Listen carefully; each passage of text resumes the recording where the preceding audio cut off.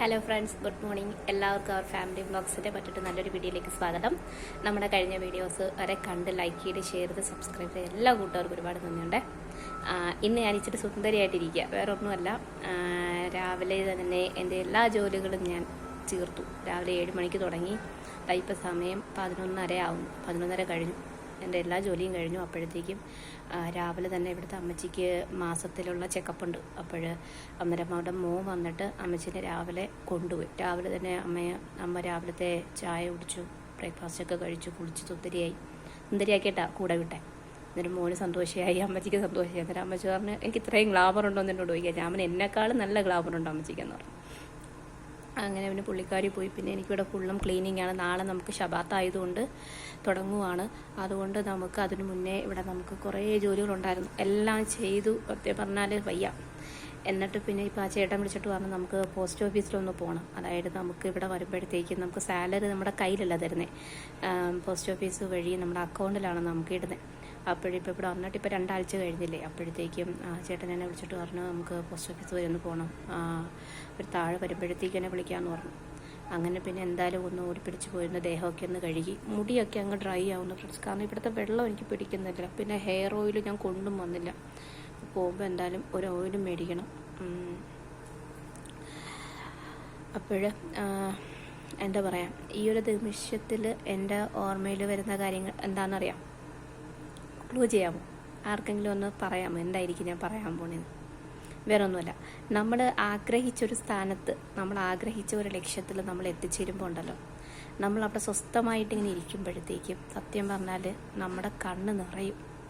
എന്തുകൊണ്ടാണെന്നറിയാം? നമ്മൾ അതിന് മുന്നേ നേരിട്ട വഴികളെക്കുറിച്ച്, സാഹചര്യങ്ങളെക്കുറിച്ച് നമ്മൾ ഓർക്കുമ്പോൾ സത്യം നമ്മൾ പോലും അറിയാതെ നമ്മുടെ കണ്ണ് നിറയും.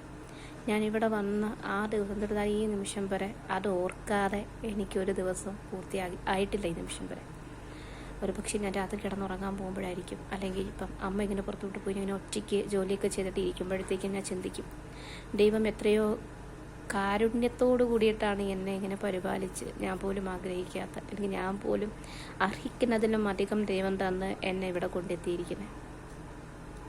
ഒരുപാട് കാര്യത്തിൽ ഞാൻ വളരെയേറെ സന്തോഷിക്കുന്നു. കാരണം എന്ന് പറഞ്ഞാൽ എൻ്റെ ആദ്യത്തെ വീഡിയോ കണ്ട കൂട്ടുകാർക്കും ഒട്ടറിയാം ഞാൻ ഏതൊക്കെ സ്റ്റേജിലൂടെയാണ് ഇവിടം വരെ വന്നിരിക്കുന്നതെന്ന്. അവർക്ക് തീർച്ചയായിട്ടും അറിയാൻ സാധിക്കും ഞാൻ എന്താണെന്നും എൻ്റെ കുടുംബം എന്താണെന്നും ഞാൻ എന്തൊക്കെ പ്രശ്നങ്ങളിലൂടെ കടന്നുപോയ വ്യക്തിയാണെന്നും ഒക്കെ അവർക്കറിയാൻ പറ്റും.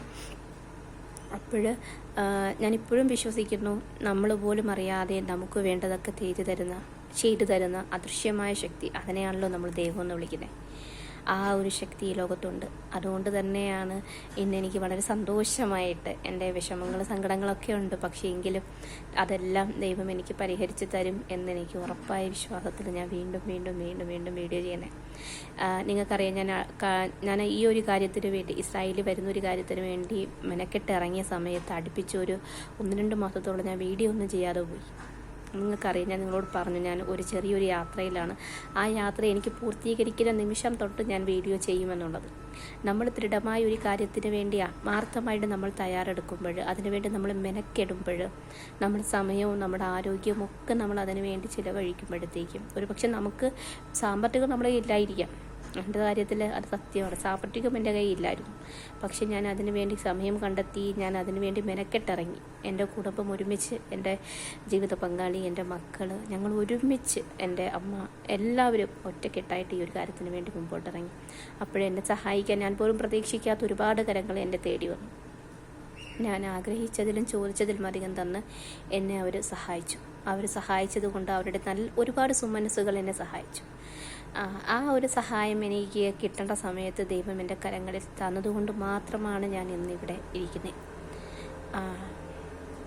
പിന്നെ ഇസ്രായേൽ ജോലി, പ്രത്യേകിച്ച് ഒരു കെയർ ടേക്കർ ജോലി എന്ന് പറഞ്ഞാൽ ഒരുപാട് ബുദ്ധിമുട്ടുകളുണ്ട്. അതിനേക്കാളൊക്കെ ഒരു ഉത്തരവാദിത്വം കൂടുതലാണ്. വേറൊന്നും കൊണ്ടല്ല, നമുക്ക് ഈ ഒരു ജോലി എന്ന് പറഞ്ഞാൽ നമുക്ക് വാർദ്ധക്യരായിട്ടുള്ള മാതാപിതാക്കളെ നോക്കാനായിട്ടാണ് നമ്മളിവിടെ വന്ന് നിൽക്കുന്നത്. ആ ജോലിക്ക് അതിൻ്റേതായിട്ടുള്ള ഉത്തരവാദിത്വമുണ്ട്, കടമയുണ്ട്, ഗൗരവബോധമുണ്ട്. എല്ലാം ഉണ്ട്. കാരണം അവരുടെ മക്കൾ അവർ നമ്മളെ വിശ്വസിച്ചാണ് ഏൽപ്പിച്ച് തരുന്നത്. അപ്പോൾ അത് അച്ഛനായാലും അമ്മയായാലും കുട്ടികളെ നോക്കാൻ നിൽക്കുന്നവരുണ്ട് ഇവിടെ. അതാര് തന്നെയായാലും അവർ നമ്മുടെ സ്വന്തം അച്ഛനായിട്ടും നമ്മുടെ സ്വന്തം അമ്മയായിട്ടും നമ്മൾ കാണാൻ ഇന്ന് നമുക്ക് മനസ്സുണ്ടാവുന്ന അന്നാണ് ശരിക്കും നമ്മൾ ജോലിയല്ല ഞാൻ എൻ്റെ അമ്മയ്ക്കാണ് അല്ലെങ്കിൽ എൻ്റെ അപ്പന് വേണ്ടിയിട്ടാണ് ഞാൻ ചെയ്യുന്നത് എന്നുള്ള ഒരു ബോധം നമുക്കുണ്ടാകും.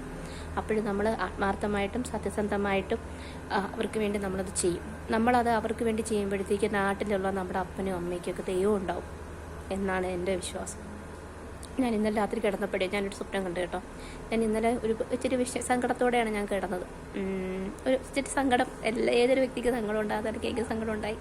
ഞാനും സങ്കടത്തോടെ ഇച്ചിരി കിടന്നു. അങ്ങനെ ഇന്ന് രാവിലെ എനിക്ക് എൻ്റെ അമ്മ വിളിച്ചു മക്കൾ സ്കൂളിൽ പോകാനൊക്കെയാന്ന് പറഞ്ഞു. അത് കഴിഞ്ഞ് ഞാൻ കിടന്നപ്പോഴത്തേക്ക് ഞാനൊരു സ്വപ്നം കണ്ടു കേട്ടോ. വേറെ ഒന്നുമല്ല, ആ സ്വപ്നത്തിൽ ഞാൻ ഇങ്ങനെ ഈ ഒരു കാര്യത്തിന് വേണ്ടി ഇസ്രായേലിൽ പോകാൻ വേണ്ടി രണ്ടാമത് ഇൻ്റർവ്യൂവിന് വേണ്ടി ഞാൻ വീട്ടിൽ നിന്ന് ഇറങ്ങുമ്പോഴത്തേക്കും ഞാൻ കണ്ട സ്വപ്നം എന്ന് പറഞ്ഞാൽ ജീവനോടെ ഞാൻ കണ്ടൊരു സ്വപ്നമാണ്. അതായത് ഞാൻ എൻ്റെ അമ്മച്ചിയുടെ കയ്യിൽ പിടിച്ച് കരയുന്നു, എൻ്റെ മക്കളെ ഞാൻ എൻ്റെ അമ്മയുടെ കയ്യിൽ കൊടുക്കുന്നു, അച്ഛനോട് യാത്ര പറയുന്നു. അപ്പോഴത്തേക്കും ഞാൻ പോലും ഒട്ടും പ്രതീക്ഷിക്കാതെ എൻ്റെ അപ്പച്ചൻ പെട്ടെന്ന് റൂമിൽ നിന്ന് നല്ല ഡ്രസ്സൊക്കെ ധരിച്ചെന്നോട് പറഞ്ഞപ്പാ ഞാൻ നിൻ്റെ കൂടെ വരുന്നുണ്ട്, നിനക്ക് ഒറ്റയ്ക്ക് പോകാൻ പേടിയല്ലേ, അതുകൊണ്ട് ഞാൻ നിൻ്റെ കൂടെ വരുക എന്ന് പറഞ്ഞിട്ട് പുള്ളിക്കാരൻ എൻ്റെ കൈക്ക് പിടിച്ച് എൻ്റെ ഒപ്പം ആ പുള്ളിക്കാരൻ്റെ ഒപ്പം എന്നെ അങ്ങ് കൊണ്ടുപോയി. ഞാൻ പെട്ടെന്ന് കണ്ണു വരച്ച് തുറന്നു. അന്നേരം റൂമിൽ എൻ്റെ അപ്പച്ചൻ്റെ ഫോട്ടോയാണ്. ഞാൻ പറഞ്ഞു എനിക്ക് ഉറപ്പുണ്ട് ഞാൻ കാണുന്നില്ലെങ്കിലും ഒന്നുമില്ലെങ്കിലും എനിക്ക് ഉറപ്പുണ്ട് ഞാൻ ഇവിടെ അയക്കുമ്പം അപ്പച്ചൻ വേറെ ഈ ഒരു ലോകത്തും കാണത്തില്ല, എൻ്റെ കൂടെ തന്നെ ഉണ്ടാവും എൻ്റെ അപ്പച്ചൻ. എനിക്കൊന്നും വരുത്താതിരിക്കാൻ. കാരണം അറിയാത്ത നാടാണ്, അറിയാത്ത ഭാഷയാണ്, അറിയാത്ത ആളുകളാണ്, അറിയാത്ത ജീവിത രീതികളാണ്.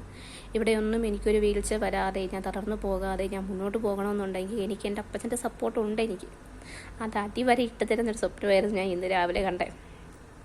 ഈ സത്യം പറഞ്ഞാൽ അതെനിക്ക് ഞാൻ ഇന്നലെ സങ്കടപ്പെട്ട കാരണം കൊണ്ടായിരിക്കും.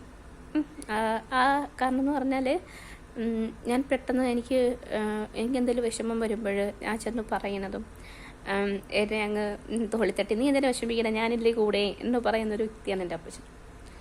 പക്ഷേ ഞാൻ ഇന്ന് രാവിലെ കണ്ട ആ സ്വപ്നത്തോടെ ഞാൻ ഉറപ്പിച്ചു, നമ്മൾ ഒരാളോട് ഒരു മനുഷ്യനോട് അത് വേറൊരു മനുഷ്യനോട് നമുക്ക് ജന്മം തന്ന നമ്മുടെ അപ്പനോട് നമ്മൾ കാണിക്കുന്ന സ്നേഹം അവർ മരണപ്പെട്ടാലും അതുണ്ടാവും. തീർച്ചയായിട്ടും അവർ നമ്മുടെ കൂടെ തന്നെ ഉണ്ടാകും. എനിക്കത് നല്ലതുപോലെ ഫീൽ ചെയ്തു. കാരണം എൻ്റെ കയ്യിൽ പിടിച്ചിട്ട് എൻ്റെ അപ്പച്ചൻ പറഞ്ഞു നിനക്ക് ഒറ്റയ്ക്ക് പോകാൻ പേടിയല്ലേ, നിനക്കറിയാത്ത സ്ഥലമല്ലേ, ആളുകളല്ലേ, ഞാൻ നിൻ്റെ കൂടെ വരിക എൻ്റെ കൈക്ക് പിടിച്ചോന്ന് പറഞ്ഞിട്ട് എൻ്റെ കൈ ചേർത്ത് പിടിച്ച് എൻ്റെ കൂടെ അങ്ങ് നടന്നു. ഭയങ്കര വല്ലാത്തൊരു ഇവിടെ രാവിലെ എഴുന്നേറ്റ് ജോലി. പക്ഷേ എൻ്റെ കണ്ണൊക്കെ അങ്ങ് നിറയാൻ നേരം അമ്മമ്മച്ച് എന്ത് പറ്റി. ഞാൻ പറഞ്ഞില്ല, ഒന്നുമില്ല.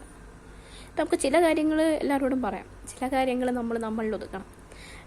അപ്പോൾ ഞാനിപ്പോൾ ഇത് പങ്കുവെക്കാൻ കാരണമെന്ന് പറഞ്ഞാൽ നമ്മൾ വന്ന വഴി എന്താണെന്ന് നമ്മൾ മറക്കാതിരിക്കുക, ആരൊക്കെ നമ്മളെ സഹായിച്ചു എന്ന് മറക്കാതിരിക്കുക, നമ്മളെ അപമാനിച്ച വ്യക്തികളെ നമ്മൾ മറക്കുക. കാരണം ദൈവം ആ സമയം നമുക്ക് എന്താ പറയുക അവരെ കൊണ്ട് അത് പറയിപ്പിച്ചതായിരിക്കാം എന്നങ്ങ് ചിന്തിക്കുക. അവരോട് വെറുപ്പ് കാണിച്ചിട്ടോ വിദ്വേഷം കാണിച്ചിട്ടോ നമുക്കൊന്നും നേടാനായിട്ടില്ല. അപ്പോൾ ഇന്നത്തെ കുഞ്ഞു വീഡിയോ തൽക്കാലം നിർത്തുക കേട്ടോ. അപ്പം ഉടനെ അവർ വരും, എന്നിട്ട് ഞങ്ങൾക്ക് പോകണം. ഇനി അവിടെ പോയിട്ടുള്ള വിശേഷങ്ങൾ ഞാൻ നോക്കട്ടെ, പറ്റുമെങ്കിൽ വീഡിയോ എടുക്കാം. ഞങ്ങളുടെ യാത്രകൾ ഫുള്ളും പറ്റുമെങ്കിൽ വീഡിയോ എടുക്കാം. എനിക്ക് ഉറപ്പ് പറയാൻ പറ്റത്തില്ല.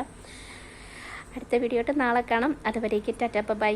സ്കിപ്പ് ചെയ്യാതെ കാണണം കേട്ടല്ലോ. നിങ്ങളുടെ കമൻസ് തീർച്ചയായിട്ടും ഞാൻ പ്രതീക്ഷിക്കുന്നുണ്ട്.